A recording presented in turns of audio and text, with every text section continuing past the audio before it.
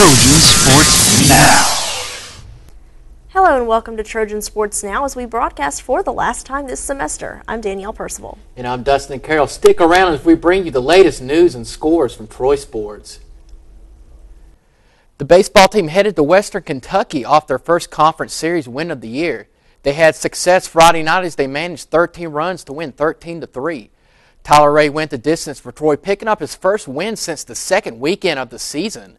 On Saturday, the Trojans were not as successful, falling 9-4 to the Hilltoppers. They evened the series at 1 apiece. Then on a Sunday, a walk-off single by Devin Kelly in the 10th lifted the Hilltoppers over the Trojans 6-5. The Trojans were down going into the 8th, but tied the game at 5 with 3 runs and an RBI single by Logan Pierce and a 2-run double by Danny Collins. Thomas Austin took the loss on the mound, allowing 1 run on 2 hits with 5 strikeouts and 2 walks in the final 5 innings of the game. Coach Bobby Pierce talks about how his team showed great determination in the Western Kentucky series. Hard-fought, disappointing series loss on the road to Western Kentucky, but I do feel like we competed well as a team, and something certainly to look forward to as we go down the stretch of our conference season. The Trojans returned home Tuesday night to begin a 5-game home stretch. It was a rematch of a game just a week ago as the Auburn Tigers came to town after defeating the Trojans last Tuesday in Auburn. The Trojans might have had revenge on their minds. However, it was the Tigers who dominated. Tuesday night, the Troy baseball team was looking to get the bats going and pick up a momentum-building victory. Unfortunately, the Auburn pitching staff shut down the Trojans early and often on this night. The Tigers got it going early when Creed Simpson hit a solo home run in the first, and the Tigers offense would add 3 runs in the 5th, 2 in the 7th, and 1 more in the 8th to seal the 7-0 win. The one bright spot for the Trojans was Logan Pierce with 2 hits. Coach Bobby Pierce talks about the tough loss. You got to credit Auburn. They pitched well tonight. We never could really get much going. Had a little something going in the first inning and hit another ball hard, but unfortunately Adam that turned into an inning double play. And, hey, at that point I thought, we were probably going to get some things going offensively. We looked pretty good in the first. Then we went, 3 or 4 innings there without a very good swing at all. Same guy on the mound. He throwing a decent little sinker that was giving us a little trouble. I thought we should have probably got a little bit more done. We couldn't, and tonight was Auburn's night. Despite the long road trip this past weekend against Western Kentucky, Pierce thought the team would still come out energetic and focused. Still a little road weary from the weekend. No excuses. It's just how it happens and what happens. Bats were a little slow. But still, I thought we were going to come out and score runs on a big night like tonight. Nice crowd. Really appreciate them being here. And a big game for our team, and we just never really could get on track in any way. So you have to credit the opponent. The Trojans were facing a quick turnaround with 2 midweek games at home this week, and Danielle Percival shows us how the Trojans bounced back. The Trojans hit the field 24 hours after their last action, looking for a better result against another in-state foe. The Trojans toppled the Bulldogs 9-1 Wednesday night. A game that we haven't had many like this year, where a chance to relax, have some fun, get a lot of people involved. So that was really good for us. I think we needed tonight to get back to feeling how to play baseball in a relaxed way. Sophomore Ivan Carter made his collegiate debut on the mound, tossing 4 shutout innings and giving up only 1 hit.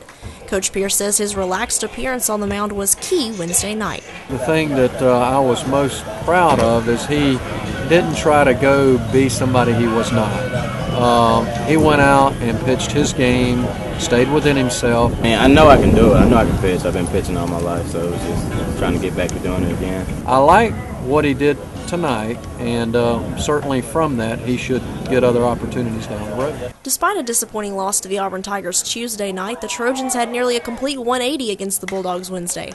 Coach Pierce made a few changes in the lineup which may have contributed, but some of the adjustments were necessary.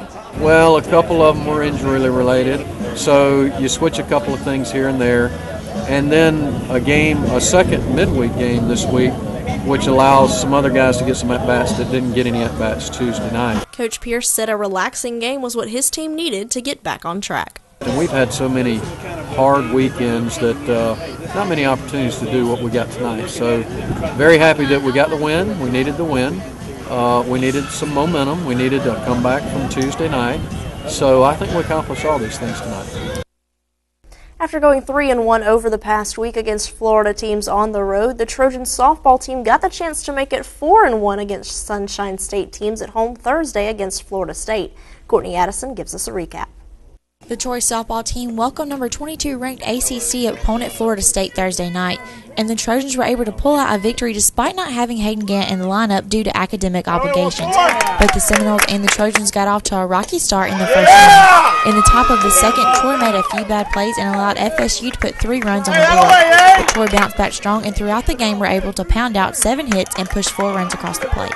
Really, the 3 runs, we helped Florida State get those runs with a fielder's choice that wasn't very wise and then not a very good play on a chance for a double play. And so we were telling them it's going to be very hard to beat a ranked opponent when you make those kind of mistakes, and let's chip away. And I was very proud of how they didn't wait. They didn't just sit on 1, 2, or 3 runs, but just came back with a vengeance after spotting Florida State those 3 runs. So I couldn't be prouder of them. Freshman Ashley Rainey picked up the win for Troy and improved her record to 15-8. Rainey allowed 3 runs on 5 hits and struck out 1. Sophomore Taylor Smart led the Trojans at the plate, going 2 for 3 and also contributed an RBI. Ashley did a tremendous job of keeping the speed off base, which was key to us controlling their offensive production. And really, aside from the 1 bad pitch to their 8-hole hitter, Rainey did a tremendous job. Very proud of Ashley Rainey. Looking forward to having her here for the next 4 years. Defeating Florida State is the 3rd time this season Troy has shut down a top 25 ranked opponent. Troy's season record now sits at 28-16. Coach Davis's thoughts on the victory and how she hopes it will affect the rest of the Trojan season. This should give us some momentum. We've got to take care of business in our 8 remaining conference games, and then do the best we can when we roll into Tuscaloosa to face Crimson Tide next week. Coming off that impressive victory over Florida State, the Trojans headed to a weekend conference series.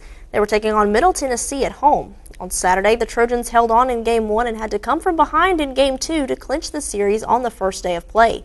The Trojans took the first game 5-4 and won the second game of the doubleheader 8-3.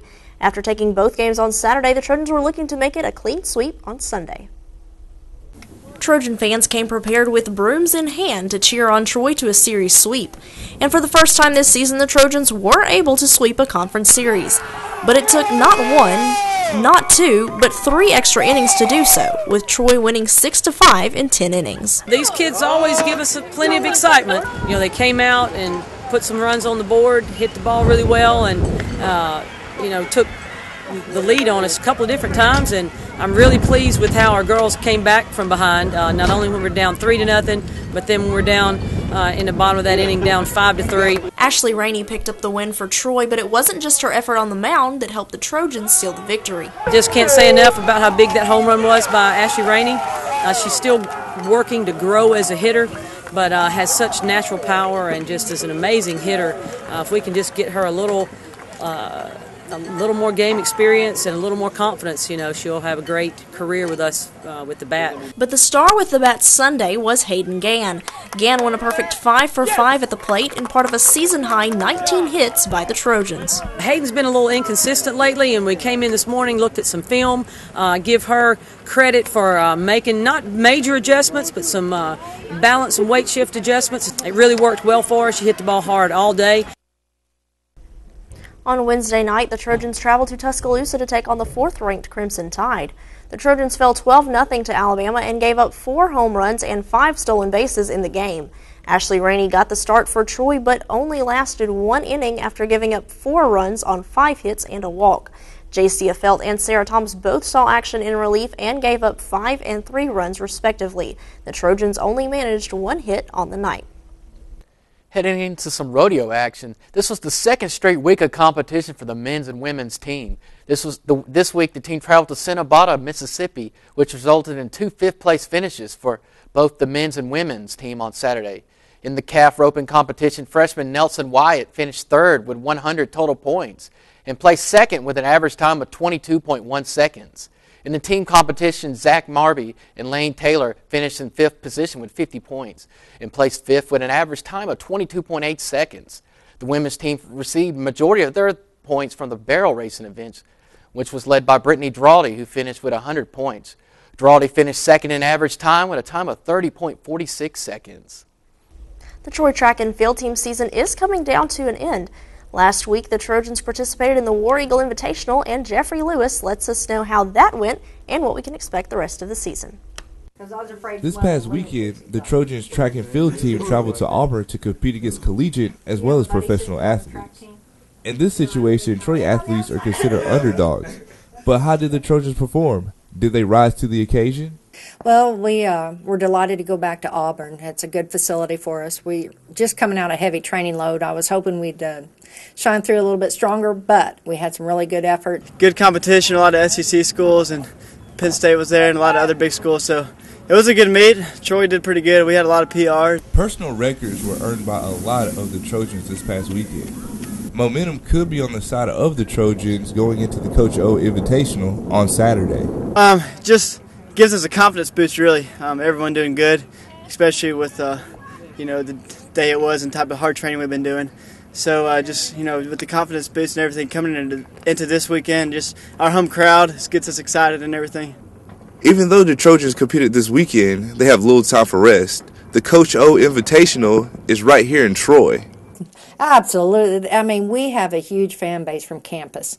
I mean, those stands will be full. There'll be people everywhere crowding the edge of the track, and they're right in the middle of the action.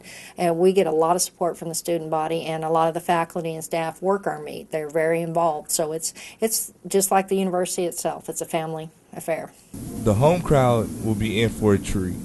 Troy has several star athletes that will be competing this weekend. We've got a lot of athletes ranked on the NCAA regional list, and that's important to get those marks before we go to conference, because when we get to conference, it's head-to-head battle. It's not a marker time that means a thing. You just got to beat somebody. The Trojan men's golf team finished their season today at the Sun Belt Conference Championship. They entered the day in 6th place after improving 23 strokes during the second round. In the third round, the team shot at 299, leaving them with a 901 for the tournament. The leading player for the Trojans was Tyler Dozer, who, with a 4 over par, 220 for the tournament. He finished tied for 5th place, while Jake Tucker ended tied for 15th with 8 over par, 224. The Troy women's tennis team advanced to the quarterfinals of the Sun Belt Conference Championships after they had a 4-0 first-round victory over the University of Arkansas Little Rock on Thursday. The Trojan men's tennis team finished their season Thursday also, falling to number 71 Louisiana Lafayette 4-1 in the Sun Belt Conference Championships. Of course, that was a week ago, and the men's team finished their season at 5-18, and they were unable to pick up a victory in conference play. They were 3-3 at home this season, which was an improvement over 2011's 1-2 record at the Lunsford Tennis Complex. The women's tennis team ended their season last Friday against Florida International at the conference championship. The Trojans were up 3-0 but fell 4-3 to the Golden Panthers. Still to come on Trojan Sports Now, we'll look ahead to a busy weekend in Troy sports on the Troy campus with baseball, softball, track, and all at home. But first, let's take a look back at some highlights from the Trojan Baseball team's first conference series win this season. Stick around for more Trojan Sports Now.